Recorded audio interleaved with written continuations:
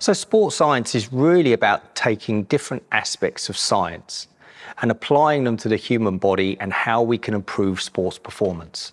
So it includes things such as sport physiology, which is about how the body functions during exercise.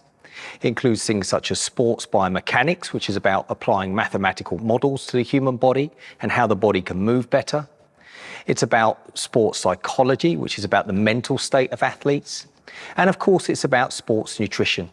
For sports nutrition, it's really about a systematic study of diet and the nutrients within our diet and how they can be applied to improve a person's individual athletic performance.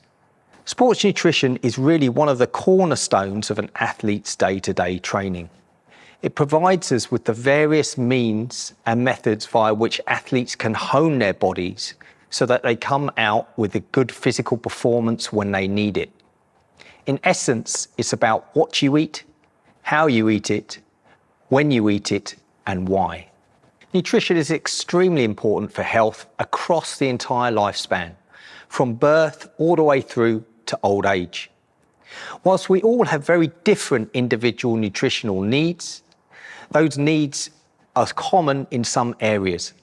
So for example, nutrients help us to grow, they help fuel our body for exercise, they help strengthen our immune system, they help with our muscle development, and they help to hone our motor skills as well. So I've done extensive research on how nutrition can help with both physical performance and cognitive performance. For example, recently we showed the role of breakfast in cognitive reaction times over a morning. And we found that when individuals took breakfast compared with when they fasted over a morning, their reaction times were improved on these cognitive tasks. When we applied this to our athletes, for example, this is really important because athletes need to make decisions and to react quickly during sports as well. It really puts into context how important it is to feed your body the right food and nutrients. One of the cornerstones of nutrition for most athletes is hydration. Our body's fluid needs are met by water and the other fluids that we take on board each day. Within the body, fluids serve several functions. This includes helping with regulate our temperature. It serves as a transport mechanism. It helps lubricate our joints, and it helps keep our organs in good health as well. The amount of fluid that we need, though, differs on a day-to-day basis. So, take for example, if I go out for a run and it's a hot, active day, the amount of fluid that I will need will go up, compared with when I'm sitting at home on a cooler, inactive day. We have two different means via which we can gauge how much we need to drink each day. The first one is to use our body's own innate thirst mechanism to tell us when to drink. The other way that athletes often practice is programmed drinking. So from this perspective, they weigh themselves before and after exercise, and they see how much weight they've lost. From this, they can work out how much fluid they therefore need in subsequent exercise sessions. So remember, stay hydrated. Moving beyond hydration, a really important aspect of nutrition is what we eat on a day-to-day basis. Our diet is made up of different food groups. That includes things such as carbohydrates, such as this rice and pasta, bread and noodles, and they provide us with fuel for the body, which help us during exercise. In addition, we need proteins from things such as meat, poultry, fish, and eggs as well. They help with muscle growth and recovery. Fats play an important role in the body, in insulation, for example, and we can get fats from things such as dairy products.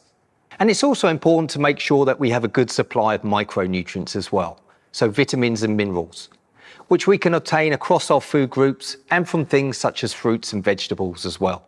And vitamins and minerals are really important in energy-releasing reactions.